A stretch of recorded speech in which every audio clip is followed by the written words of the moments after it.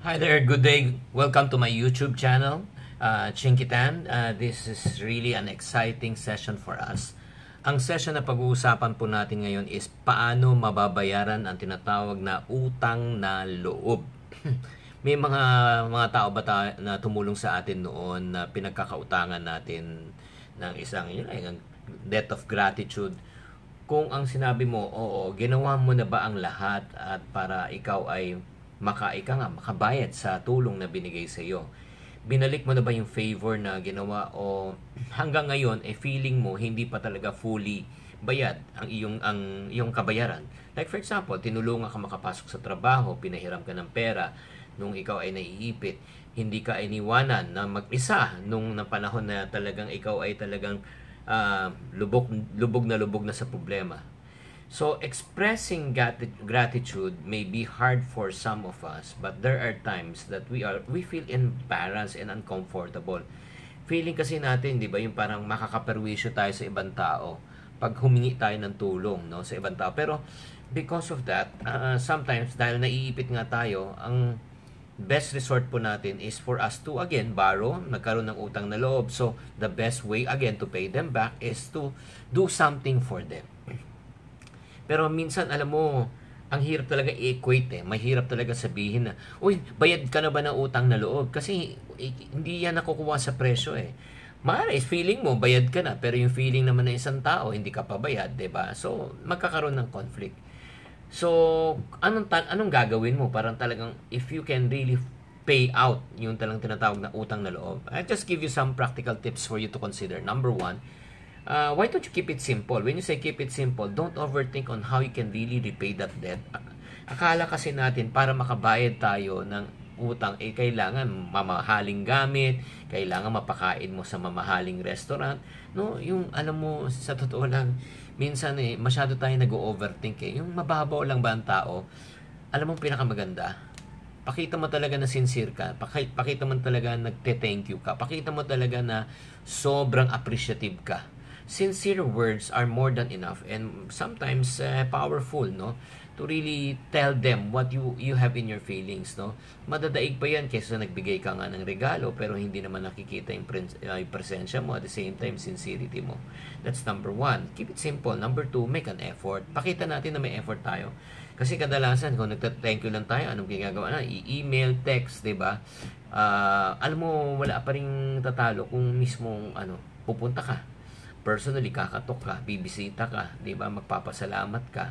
'Di ba? Bibihira lang kasi ang taong gumagawa ng ganito ngayon dahil sa teknolohiya, and then may mga ibang taong tinatamad na. So ang gusto madalian na lang. So exert ka ng konting effort. Pag yan, ma-appreciate lalo kung malayo yan tapos bibisitahin mo. Nako, maganda 'yon. Pangatlo, yung again another idea that you can use is give a gift. Magbigay ka ng regalo. Kung talagang gusto mong bigay ng token, wala namang problema yun.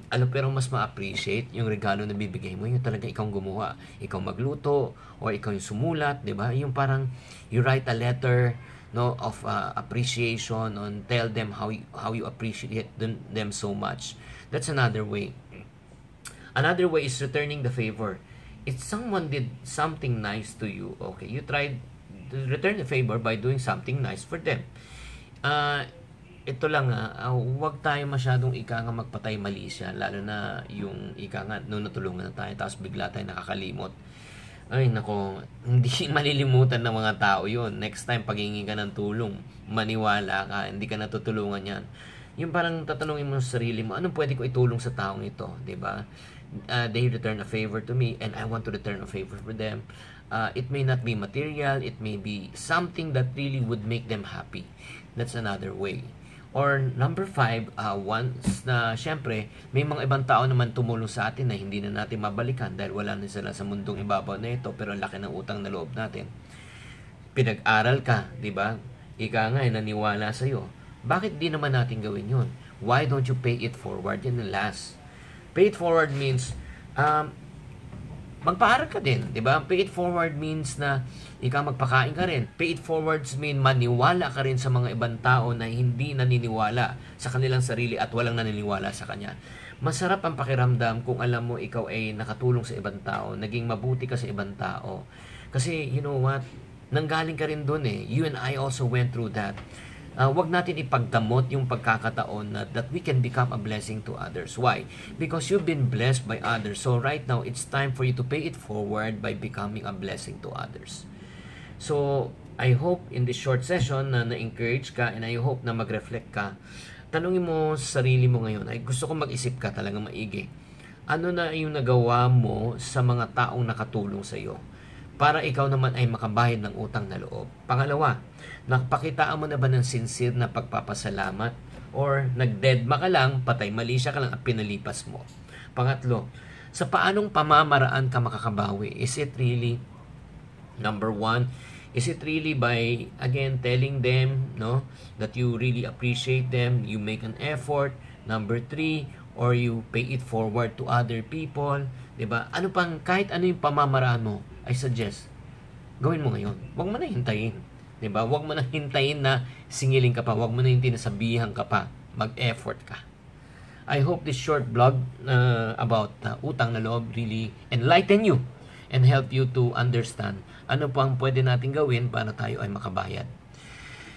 So guys, I just want to encourage you to follow me on my Facebook account, my Twitter account, my Instagram, and my Viber account, Chinkitan, sa may public chat. And also please subscribe to this YouTube channel and you would receive daily encouragement. And I hope that this vlog really encourage you. And if you find it worthy, that you have learned something, hashtag lang tayo, hashtag utang na loob. And then after that, share this video and this vlog to others. This is Chinkitan saying, to every problem, there's always a solution. If you're not part of the solution, part of the problem, always think positive